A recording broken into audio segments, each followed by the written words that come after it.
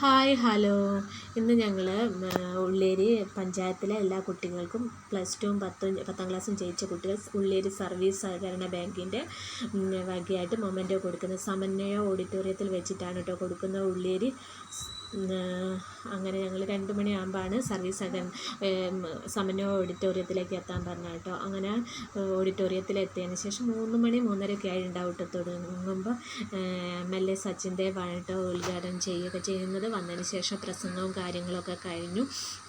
പിന്നെ സാറ് കുറച്ച് ക്ലാസ്സൊക്കെ എടുത്തു തന്നു കുട്ടികൾക്ക്. അത് കഴിഞ്ഞതിന് ശേഷം MLA സച്ചിൻ ദേവ് മൊമെൻറ്റോ കൊടുത്തു. പിന്നെ മോനും മൊമെൻറ്റോ കൊടുത്തു. ചെറിയൊരു വീഡിയോസ് മാത്രമായിട്ടോ ഇത് എടുത്തത്.